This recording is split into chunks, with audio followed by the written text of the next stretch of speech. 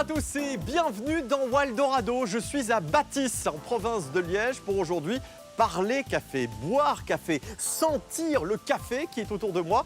On va parler de café liégeois, ou plutôt Charles Liégeois. Bah oui, parce que ça a changé de nom. Vous allez voir, c'est une passion qui se transmet de père en fils.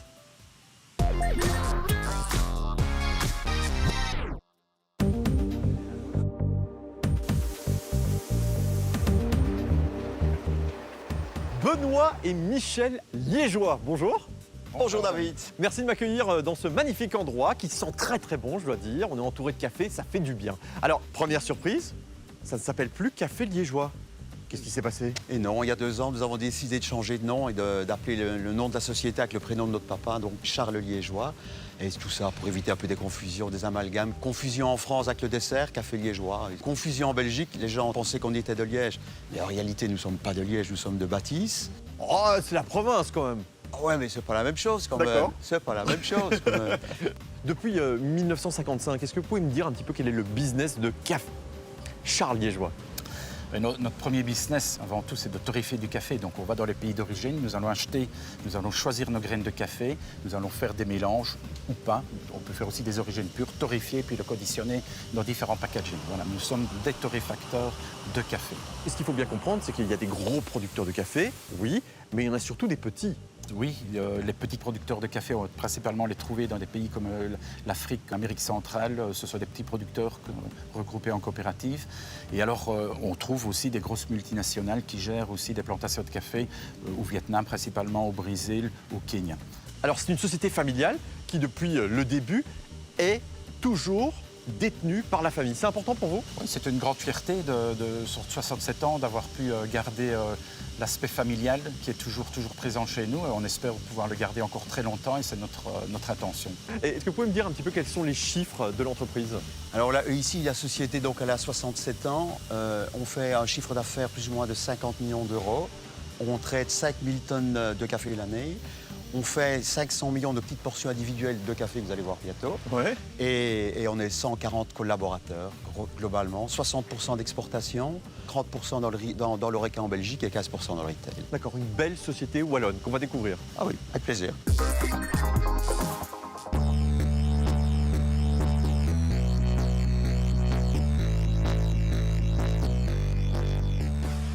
Michel, Benoît, on est dans l'ancienne maison familiale, c'est ça? Tout à fait. Notre père a racheté une ancienne propriété familiale il y a plus ou moins 60 ans.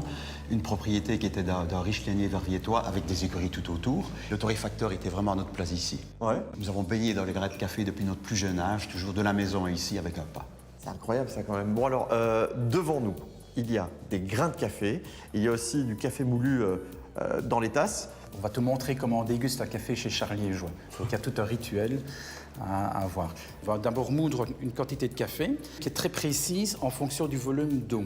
Donc il va avoir un rapport qui doit toujours être le même pour que chaque fois qu'on va déguster les cafés à travers le temps, qu'on ait toujours le même repère. La deuxième chose la plus importante, c'est d'avoir toujours une eau à la même température. Donc ici, nous autres, on va verser une eau à 93 degrés. Ah oui, carrément dedans comme ça? Oui, donc avec le café moulu. Donc il va avoir dans la tasse à boire et à manger. Donc on va déguster 3 cafés. Donc il y aura Chiapas, celui qui est devant toi. Ici, ça c'est un café du Burundi. Et l'autre, le troisième, c'est un café qui vient du Costa Rica. Le temps que ça infuse. Alors, vous avez différents types de café, on a bien compris. Et il y a une gamme Fairtrade importante pour vous. Oui, on l'a appelé mano, main dans la main. Et c'est une gamme qui devient vraiment très importante chez nous. Et actuellement, dans notre gamme, vraiment, on la pousse sur la pousse. Elle représente jusqu'à 33-34% de notre gamme Charles Liégeois. Alors, en parlant de qualité, vous avez aussi développé une gamme premium. D'ailleurs, c'est ce qu'on va goûter là, c'est ça? Oui, c'est tout à fait. Donc ici, on est vraiment dans le top du top. Ce sont principalement et souvent des micro-lots, donc des cafés qui viennent de petites fermes très particulières où on a une histoire à raconter. Et ce sont vraiment des cafés qu'on a envie de mettre en valeur par leur origine et par leurs caractéristiques gustatives. Michel, je crois que c'est bon là, non? Les cafés sont infusés, donc on prend chacun une cuillère. Et alors, on passe avec le dos de la cuillère dans la mousse. Et on soulève comme ça tout doucement. C'est plein de parfums. Alors, la deuxième opération, donc on va écumer, donc on va enlever tous les flottants, comme ça avec 2 cuillères, et on remet ça dans ce petit récipient-là. On prend un peu de café, Et on va aspirer le café avec de l'air. Voilà. Et alors on goûte les deux. Donc, Il faut aspirer le café avec de l'air, comme ça.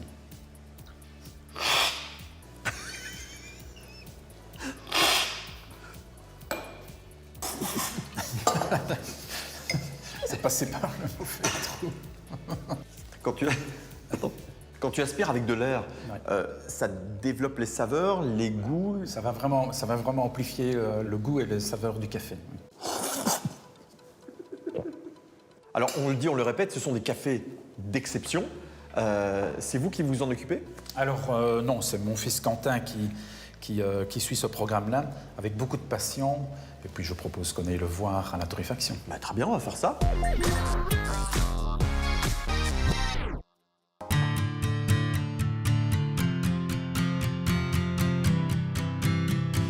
Christophe, bonjour. Bonjour David. Alors, tu es directeur marketing pour Charles Liégeois. Charles Liégeois, c'est très bien. Mais dis-moi, tu es aussi barista. Et oui, je me suis formé sur le métier de barista, en fait par passion, parce que cette matière est vraiment fabuleuse. Elle est très très vaste et j'avais envie de me perfectionner pour en connaître un peu plus et pour surtout en parler un peu mieux. D'accord. Le métier de barista, c'est quoi? C'est le barman du café, donc c'est la personne qui va être derrière sa machine dans l'Oreca pour faire le service de toutes ces spécialités café. D'accord. Bon, le café, c'est une véritable passion, on le sait, mais est-ce que tu peux me dire quelles sont les différentes étapes du processus jusqu'au moment où il arrive dans la tasse? Alors le café, au départ, c'est un fruit rouge, c'est une cerise réellement. Cette cerise, on va dépulper pour retrouver au milieu, il y a 2 grains de café. Ces 2 grains de café-là vont ensuite être traités pour amener un petit peu de fermentation et commencer à développer tous ces arômes sur le pays producteur et puis ensuite transportés jusque chez nous pour être ensuite torréfiés. Alors, j'ai appris que les cafés pouvaient être mélangés un petit peu comme les cépages pour le vin, c'est ça? Exactement. En fait, les cafés, bien souvent, on va assembler différentes qualités de café pour chacune vraiment leurs aspects organoleptiques pour essayer de faire en sorte que dans la tasse, on ait quelque chose de très intéressant. D'accord. L'emballage se fait ici? Alors l'emballage se fait dans la salle à côté, on va y aller maintenant. Ouais, parce que c'est un peu bruyant là. Voilà, allons-y.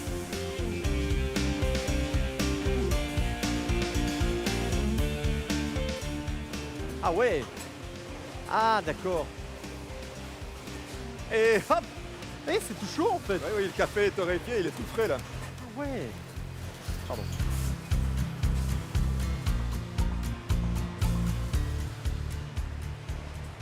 Alors, je pensais que ça allait être un peu plus calme, mais il n'en est rien. Bon, alors, on voit ici tout un tas de machines.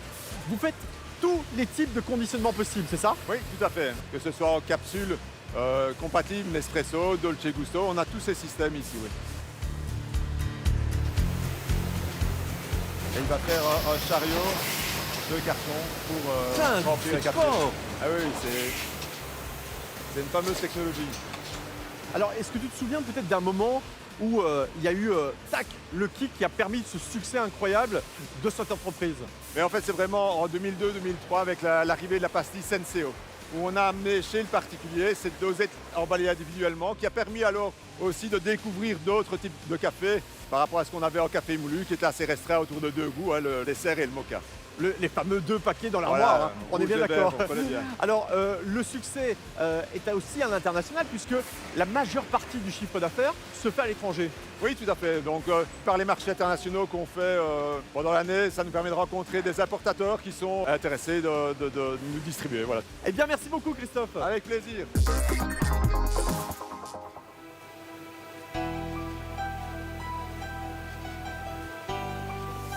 Quentin Liégeois, bonjour. Bonjour David, Alors, tu es le fils de Michel tout à fait. et on peut le dire, tu es tombé dedans quand tu étais petit. Oui, je crois que oui.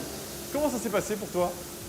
Mon père m'a commencé à enseigner la torréfaction de café dès mon plus jeune âge et j'ai vraiment adoré cette ambiance, toucher la matière première, entendre le bruit du craquement du café, les odeurs, le développement. Enfin vraiment, c'est juste une matière magnifique. Et justement, un torréfacteur, il fait quoi? Il sélectionne d'abord les premières graines, donc la matière première, hein, les graines vertes, comme ici nous avons en dessous. Hein, On peut voir? Oui. Donc ici, on a un café du Burundi, un café africain qui a tous ces arômes bien particuliers, mais l'histoire derrière, elle est magnifique, coopérative, uniquement de femmes Ça me fait rêver, enfin, c'est super joli. Alors le métier, il a évolué, j'imagine. Oui, j'ai équipé le torréfacteur avec un ordinateur. Ça m'aide vraiment à pouvoir analyser et reproduire tout le temps les mêmes profils au fur et à mesure du temps. D'accord. On était tout à l'heure devant des gros torréfacteurs. Ici, on est devant quelque chose de beaucoup plus intimiste. Je veux dire, qu'est-ce qu'on y fait? Ouais, je vais appeler ça ma salle de jeu. Je torréfie notre gamme temporelle, donc les gammes vraiment très premium et très luxueuses. Celle que j'ai goûté tout à l'heure. C'est des cafés d'exception que j'ai choisis personnellement. Le prix de ce café, il est différent? Oui, effectivement. On est sur des cafés qui vont varier entre 8 et 15, voire 160 euros. 160 euros? 280 grammes. Attends, 160 euros, 280 Tout à grammes? fait. Et ça fait Ce sont des cafés vraiment d'exception où des producteurs vont peut-être cueillir 3, 4, 5 kilos. ça fait quasi 600 euros le kilo. Bien fait, oui. Ah ouais? Alors, tiens, il y a un truc que j'ai entendu, tu serais en train de tenter le meilleur ouvrier de France. C'est-à-dire que Tout à tu vas fait. nous représenter là-bas, c'est ça? Donc tout à fait. Donc j'ai été présélectionné pour pouvoir participer en tant que meilleur ouvrier de France, torréfaction. Mais t'es français? Non, je suis 100% liégeois, moi. Ah donc ce sera donc un liégeois qui va défendre nos couleurs. Ah, exactement. Bon, parfait, je te souhaite plein de bonnes choses en tout cas. Alors messieurs, à vos côtés, il y a Pascal, le directeur commercial pour toute la partie Horeca et entreprise. Alors ça a dû être compliqué pour toi ces derniers mois puisque évidemment vous avez été touché de plein fouet par le Covid. Voilà, ça se remet tout doucement un petit peu maintenant, mais on a dû passer par des périodes pénibles, en effet. J'imagine, qu'est-ce que vous avez réussi à faire pour contrer justement cette période compliquée? La seule chose qu'il y avait à faire dans un premier temps, c'était mettre en partie le personnel au chômage Covid. C'était vraiment un besoin nécessaire. Et puis faire le gros dos en attendant vraiment que le gros de la crise passe. Ici maintenant, on a quand même tout doucement l'espoir qu'on va vraiment vers une sortie de cette crise et on sent déjà un vent d'optimisme également dans la clientèle qui se réjouit déjà de voir de meilleurs jours. Ouais, on y est, d'une manière ou d'une autre, on y arrivera, c'est certain. Bon, là, on arrive vraiment dans cette partie à venir, on le sait. Il y a quand même eu toute une progression du chiffre d'affaires, de vos envies qui se sont réalisées, qui ont été positives. Là, on est un petit peu à l'étroit, de ce que j'ai compris, et on va déménager, c'est ça? Et tout à fait, David, tout à fait. Ici, on va faire l'acquisition d'un bâtiment industriel sur 40 000 m² que nous allons investir ici dès le mois de septembre de cette année. D'accord. L'objectif? Mais l'objectif, c'est, comme notre père ici dans l'immeuble, dans l'écurie, il a grandi 3 fois, nous avons agrandi 3 fois dans le zoning, c'est que la génération après agrandisse 3 fois l'endroit où on est, c'est sûr. On espère, hein. Parce que ton père avait une phrase qu'il a... Ah mais mon père, oui, il nous a réunis il y a 35 ans, il a dit, ben voilà, vous pouvez venir travailler avec moi, je divise pas mon salaire en 3. Alors à vous de voir, faites. Et à l'époque, on faisait 2,5 millions d'euros de chiffre d'affaires, actuellement 50 millions. On n'a jamais imaginé ça, mais jamais, même dans les plus beaux rêves, on n'a jamais imaginé ça. Bah franchement, merci pour cette belle rencontre, cette belle visite. Et je suis ravi d'avoir découvert Charles liégeois. À bientôt les amis, merci à vous. On se retrouve prochainement dans Waldorado pour la découverte de nouvelles pépites wallonnes. À bientôt.